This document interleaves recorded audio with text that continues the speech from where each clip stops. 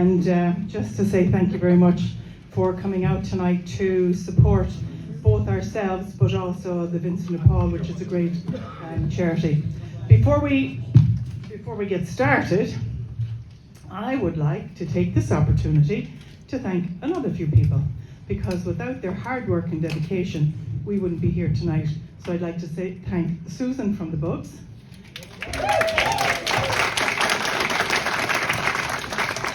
Sarah from Sing Together, and of course, our very own Mossy Martin. These kind of productions don't just happen, on a whim. So it does take quite a bit of work and practice and everything else, and patience on their part. So thank you very much from all of us.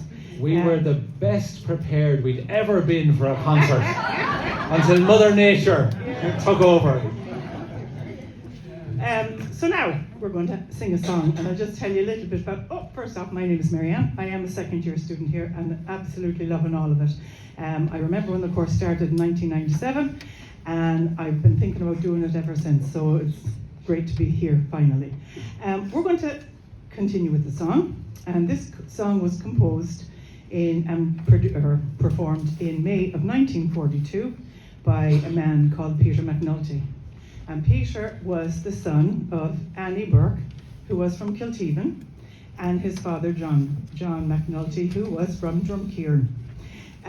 So Annie and John emigrated to America in 1910, 1911. They got married in 1914 and had Peter and his sister Eileen.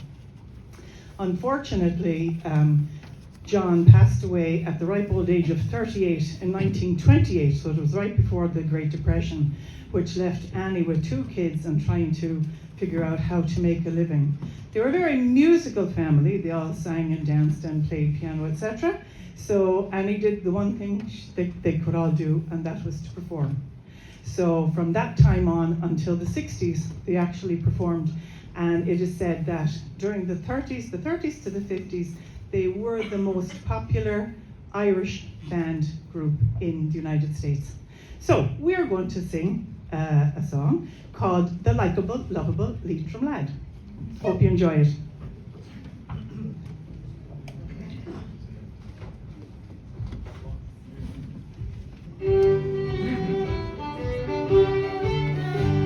Tim Malone was drafted in the middle of the night. The sergeant said, "Come Timmy lad, we need you in the fight." So Timmy laid his spade right down and started with a bang. He grinned, and as he went away, his buddies stood and sang, "Oh, he's a likeable, lovable Leitrim lad, and he hails from old Drumshanbo. He's wearing the stripes his daddy had, and there's no man here be fearing, for he's off to join the colours of the fighting 69. So cheer the lovable Leitrim lad as he marches up the line." The organ played the wedding march, and Michael said, "I do." As Bridie bent her pretty head, he said, "I promise you." And then he shouted loudly, "Sure, my number has been called." And as he galloped down the stairs, the bride got up and bawled, "Oh, the likeable, lovable soldier, and he hails from old Roscommon. He's wearing the stripes his daddy had, and he's off to stop the bombing. He's going to join the colours of the fighting 69. So cheer the lovable soldier, boys, he marches up the line."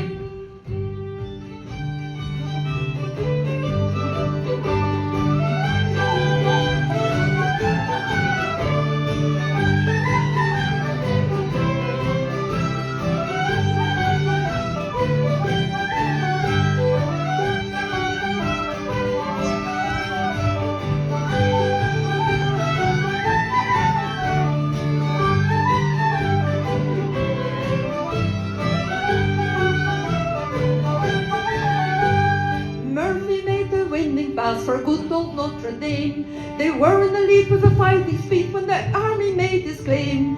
He made his final point and said, "I must uphold the name." So I switched to one of the funds begun, but it's Irish just the same. For he's a rootin', tootin', shootin' man, he's always eatable. He's crossed the land as muscle, sure he'll soon become an eyeful. He marches off the stand again, and next St. Patrick's Day, they'll have no fear and they'll all come cheer as they loudly shout hooray.